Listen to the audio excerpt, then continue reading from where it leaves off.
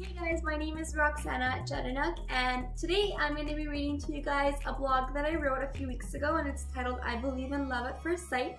It's about a 7-minute read, so bear with me. I am a little bit of a slow reader, and I might add some extra details into the read as well. So I hope you enjoy. Please like and subscribe my video. It is all connected to my YouTube channel, and yeah, cheers you guys.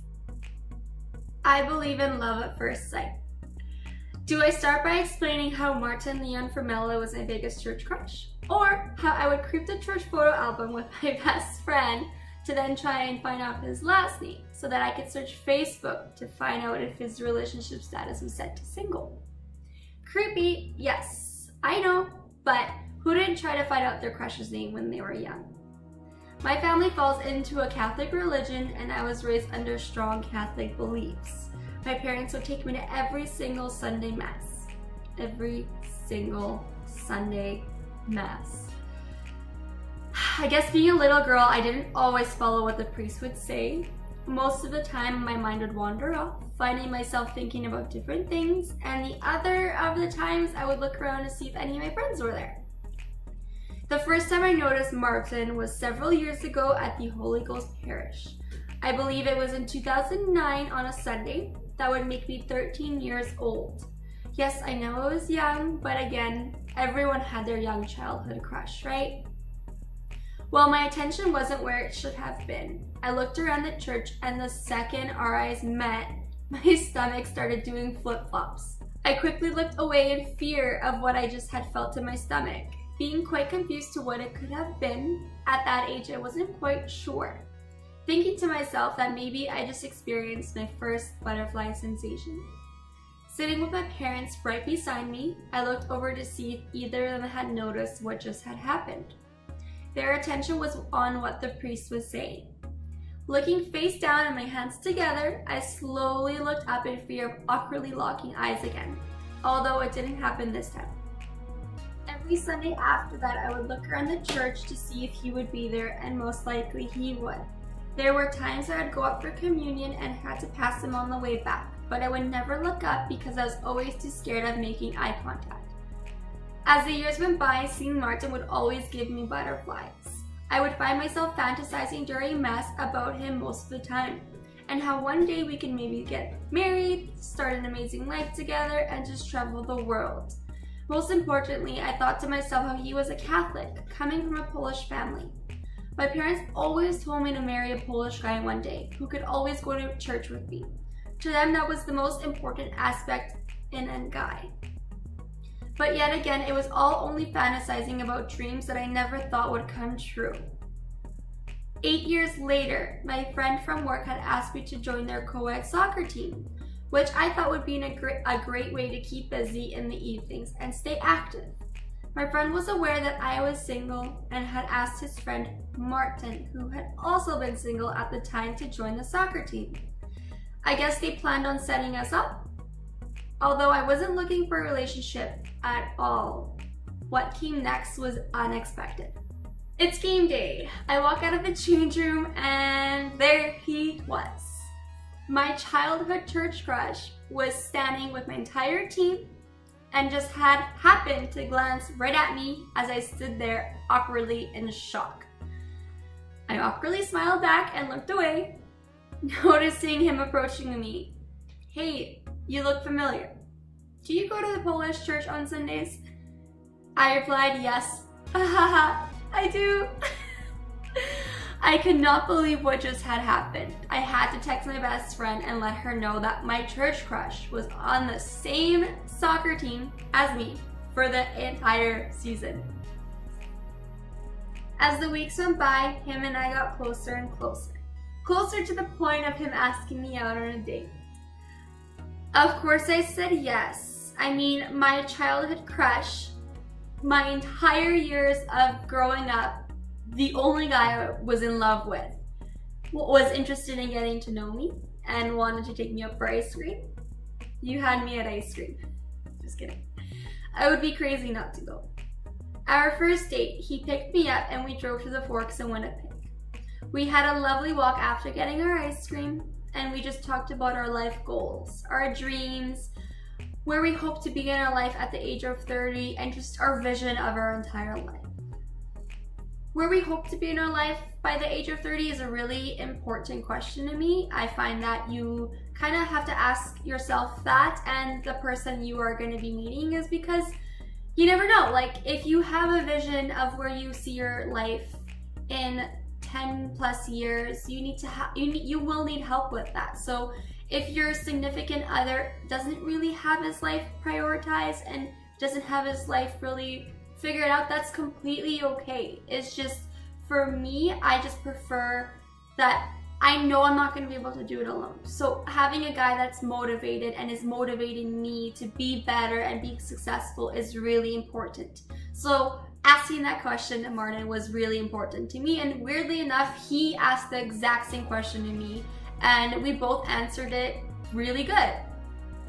That night, I sent him a text. "When do I get to see you again?"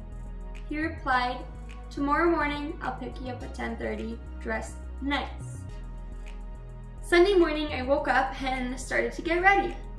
As my parents yelled down to me, "Church in 1 hour, please start getting ready." To them, if I was to tell them that I'm not going to church with them,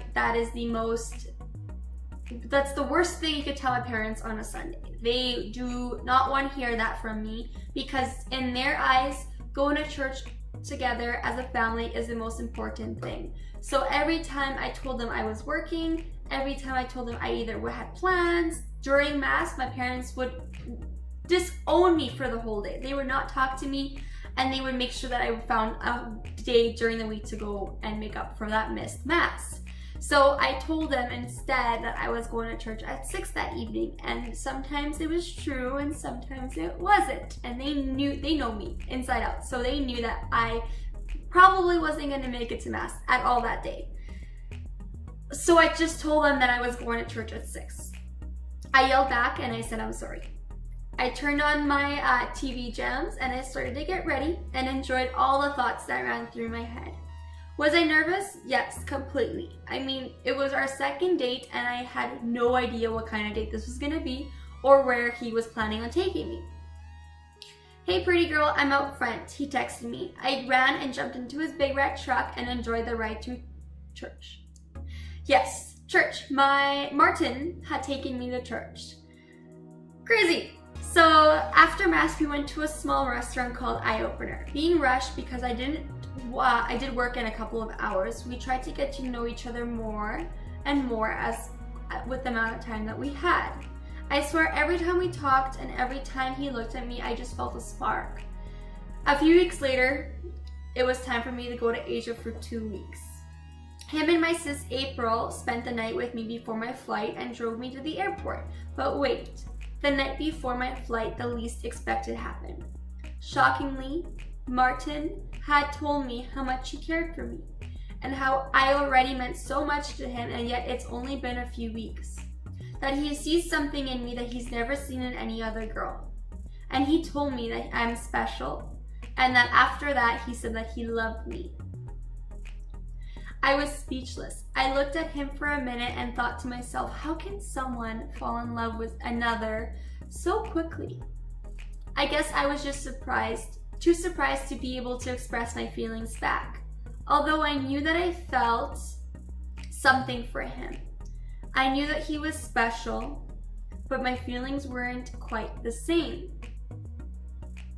I told him how happy I was to hear that, and how I see my dreams coming true with him, and I felt it was a good moment to tell him my childhood thoughts about him. After telling him how when I was 13 years old, I would fantasize and admire him at church, because he remembered seeing me when I was young fantasizing. He would always sit on the other side of the church and see me, and he told me that after I told him everything, he said, yeah, I remember seeing you when you were young, but you were always so young that I thought once you're older you're going to be a great girl or whatever, and I always wanted to get to know you, but our age difference was never suited for that to happen. So after I told him how I felt about him when I was young, he was very understanding and told me that he was shocked himself of how he felt about me. But I felt the need to express his feelings, but he felt the need to express his feelings before I left for my trip. We woke up the next morning, cuddled up to one another, quickly got up and got ready. After arriving to the airport and checking in, Martin and Sis walked me over to Stella's and to grab a bite to eat. Martin told me how he was truly going to miss me and he is so very new to how he is feeling right now. I told him that how he's feeling isn't wrong and that before you know it, I'll be back home. We finished eating, Bill was taken care of. They walked me over to customs and there it was again. He told me that he loved me and that he wished me an amazing trip. FaceTime, WhatsApp messaging, Skyping, whatever way to stay in touch, we talked every single night about our days. 5 days into my trip, it just worked out that the group I had been traveling with wanted to go back to the city Manila in Philippines to visit their families, where I personally wanted to go island hopping on my own. We decided to go our separate ways, and that night I told Martin about our plan. I jokingly asked Martin to fly out to Philippines tomorrow to join me on my island hopping adventure. He got annoyed because he wishes I had invited him before because he would have come along. Although now it was too short notice and with work he wasn't able to make it work out.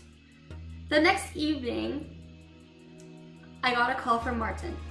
Hey, I'm currently at the airport in Tokyo. Can you pick me up in Manila tomorrow at so-and-so time? Wait, what? He actually flew across the world to come spend the rest of my trip with me and go island hopping in Philippines? Yeah, he did. Well, then and there I knew that what I had was so special. What guy would fly across the world for someone after meeting them a month to spend the rest of my trip with me? Martin would. I was so surprised, happy, shocked, excited. I honestly couldn't sleep at all that night. It was time to pick up Sir Martin from the airport. I stood there with a welcome sign, "Welcome to Philippines." Then he ran into my arms and gave me a big hug. I honestly was so happy that I had a friend, a guy that already meant so much to me, that flew across the world to spend 12 days with me in Asia. Speechless, just speechless. I can't even put my words together to explain to you how I felt. As the days went by, we made unbelievable memories, seen amazing beaches, and made it the best time of our lives.